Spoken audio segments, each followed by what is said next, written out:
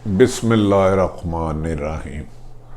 Nadreen, मैं हूँ आरिफ हमीद भट्टी, एक आम शरिया। आप देख रहे हैं यूट्यूब चैनल। नादरीन, 2020 में फरवरी के ख़ात्मे के बाद मार्च में कुछ लोग क्विक मार्च करना चाहते हैं और इसके अलावा मुस्लिम लीग नून किन मुश्किलात का शिकार है और पीपल्स पार्टी के लिए कौन सा वक्त आने वाला है, इन पे तफसीली गुफ्तगू करेंगे। अगर आरिफ हमीद भट्टी आम शहरी का चैनल आपको पसंद आए तो इसे सब्सक्राइब करें, लाइक करें, तो और सकता है तो शेयर करें।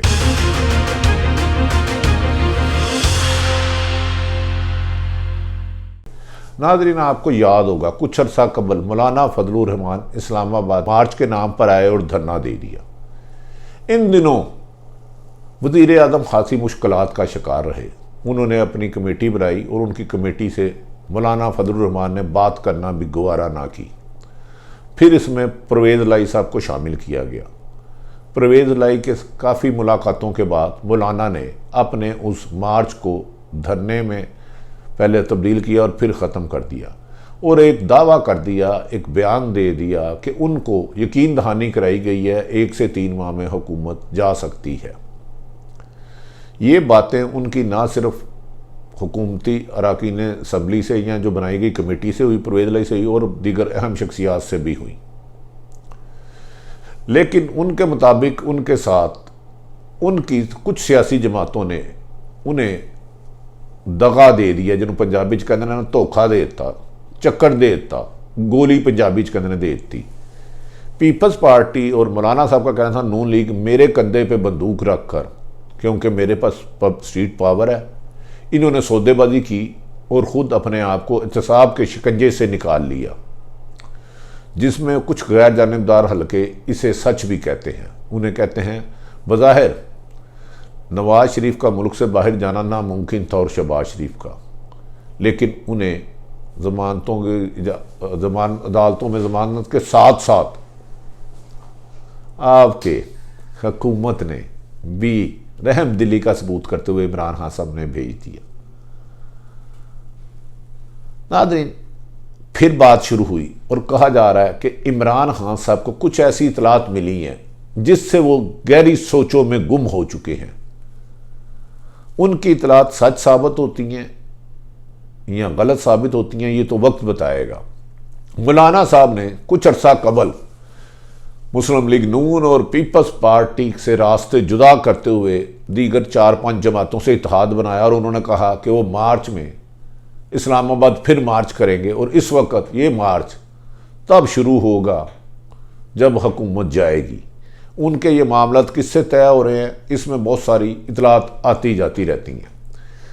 शुरू में इसको पीपल्स पार्टी की क़यादत और नून लीग की क़यादत नवाज शरीफ साहब और आसफ अली जरदारी या बिलावल साहब ने संजीदा नहीं लिया, लेकिन मौलाना साहब न जाने क्यों उन्हें किस बात का यकीन है कि वो बाज़िद हैं कि वो हुकूमत के लिए मुश्किलात पैदा कर सकते हैं।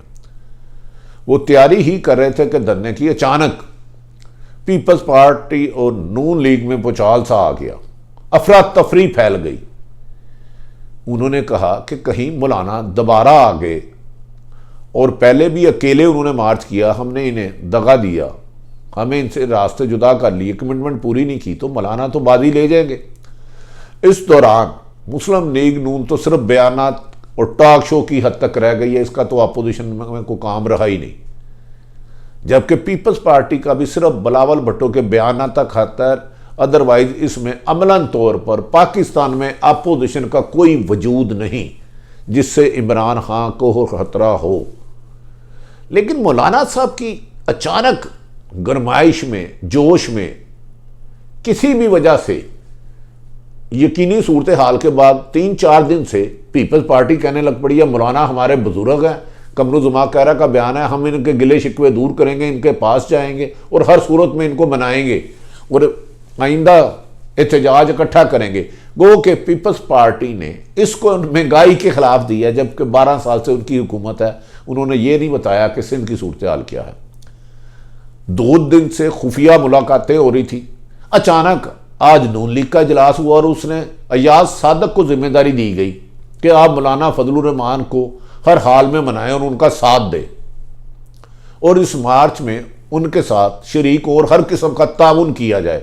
हर किस्म के ताउन की बहुत सारी शक्लें होती हैं जिन्हें मैं बयान नहीं कर सकता। लास्ट मौलाना के धरने में भी ताउन किया गया था, लेकिन किस हद तक किया गया था ये बात ज़बान ज़दे आम है। कहा जा रहा है कि 4 रोज़ कबल नवाज शरीफ गुस्से में थे और उन्होंने पाकिस्तान में फ़ोन किया और उन्होंने कहा कि मरियम अभी तक नहीं आई और वो खामोश भी है। आप किस किस्म की वादा खिलाफियाँ कर रहे हैं? यह गुस्सा दरअसल उन्होंने अपने छोटे भाई मोहतरम शहबाज शरीफ साहब पर निकाला। शहबाज साहब ने उसके बाद पाकिस्तान में राब्ते किए। उन्होंने कहा कि जी आपके मुताबिक ना मैंने बयान दिया, इवन के मुशर्रफ की सज़ा के ऊपर नवाज शरीफ भी नहीं बोले, शहबाज शरीफ भी नहीं बोले और ख़ुद मुस्लिम लीग नून भी खामोशी तारी हो गई उस पर। पीपल्स पार्टी भी रस्मन 1-2 जुमले करती रही, लेकिन कोई खातर खा नतीजा ना आया। तो मेरे बड़े भाई का मुझ पर प्रेशर है। उसके बाद नवाज शरीफ ने अपने बड़े भाई को छोटे भाई को साइड पे किया और पाकिस्तान में मुस्लिम लीग नून के कायदीन से राब्ते बढ़ा दिए जो नवाज शरीफ माइंड के थे, जो नवाज शरीफ के बयानियों को दे रहे थे। चंद दिन पहले आपने परवेज रशीद साहब को भी देखा होगा, इस किस्म की गुफ्तगू करते हुए ही नजर आए। ये बज़ाहिर एक हिकमत अमली और प्लानिंग है। इसमें ये कामयाब होते हैं या नहीं होते ये मुझे नहीं पता। आज एजाज सादक ने कहा कि हम हर हाल में मौलाना फजलुर रहमान के पास जाएंगे, उनके साथ कंधे के साथ कंधा मिलाएंगे। ये सारी सूरत हाल एक लोग कुछ कह रहे हैं कि इसके लिए 2 चीज़ें हो सकती हैं। एक तो मरियम का बैरून मुल्क जाना जो काफ़ी हद तक तय हो गया, उसमें टाइम का फ़र्क पड़ा। दूसरा पीपल्स पार्टी को ये गारंटी देना कि 5 साल उनकी तरफ नहीं देखेंगे। लेकिन ऐसी नाज़रीन कौन सी इतला है जो इमरान खान को पता चली और वो सोचों में गुम हो गए? उन्हीं की जमात के लोग डसने लगे हैं, जिसकी एक जिंदा मिसाल है। आज जीरक सियासतदान चौधरी शुजात हुसैन ने एक बयान दिया कि नवाज शरीफ मुनाफिकीन से बचे जो उनके नज़दीक है। हम जब भी कोई मशवरा बेहतर देते हैं और उनके मुनाफिकीन उनको बदजन कर देते हैं। उन्होंने उनके करीबी साथियों की तरफ इशारा किया। शुजात साहब ने जिन मुनाफिकीन का इशारा किया वो पहले भी कई कश्तियों में सवार रहे हैं। वो इमरान खान तक हकायक नहीं जाने देते। उनके चंद पॉलिटिशियन हैं और उनमें कुछ ब्यूरोक्रेट शामिल हैं। कहा जा रहा है कि वो डबल गेम खेल रहे हैं, विकेट के इस तरफ भी और इस तरफ भी। इमरान रहे तो उससे भी मुफादत हासिल करते रहे। अगर कल को कोई तब्दीली होती है तो दूसरे कैंप में भी उन्होंने अपना रास्ता बना लिया है। लेकिन इमरान खान साहब परेशान इसलिए हैं कि वो अपनी ही जमात में किसी एक पे यकीन करते हैं तो दूसरी इन्फॉर्मेशन कोई और आ जाती है, दूसरी करते हैं तो कोई और इन्फॉर्मेशन आ जाती है। वो कंफ्यूज हो चुके हैं। उन्हें कुछ समझ नहीं आ रहा कि हुकूमत का तरीकाकार क्या है चलाने का। लेकिन आज चौधरी शुजात का ये बयान देना एक खतरे की घंटी है। अगर नून लीग और पीपल्स पार्टी मौलाना को गुमराह करके या गोल बोल बचन दे के साथ मिला लेते हैं और कोई मूवमेंट चलाते हैं, और इस महंगाई के दौर में जब आम आदमी के लिए बस में कोई चीज़ नहीं रही, इमरान की मुश्किलात में इजाफा होगा। और इमरान खान के फेवर करने वाले लोगों को उन्हें डिफेंड करना मुश्किल होता जा रहा है, क्योंकि वो अपने हलके में जाते हैं तो उन्हें बहुत सख्त बातें सुनने में आती हैं। उनका अपने हलके में जाना मुश्किल होता जा रहा है। इधर एक जो बहुत बुरी खबर थी जिससे अभी तक इमरान खान साहब बेखबर हैं, पंजाब में अहम तरीन ब्यूरोक्रेट को उन्होंने एक जिम्मेदारी दी और उन्होंने अपने सीएम को एक तरफ से कॉर्नर किया, लेकिन सीएम को तब्दील नहीं किया। वो ब्यूरोक्रेट के कहा जा रहा है कि नून लीग की अहम क़यादत से रुआबत तेज हो चुकी है। वो हर मूवमेंट में उन्हें आगाह कर रहे हैं। अब इस सारी साजिशों का जाल जो इमरान खान के इर्द गिर्द बुना जा रहा है, इससे वो निकलते हैं या बकौल शुजात साहब के, चौधरी शुजात साहब के मुनाफिकीन जो उनके नज़दीक है उनके बयानात पर तवज्जो देते हैं, ये तो वक्त बताएगा। लेकिन नाज़रीन, जब से इमरान खान साहब आए हैं समूथ हुकूमत कर नहीं पा रहे।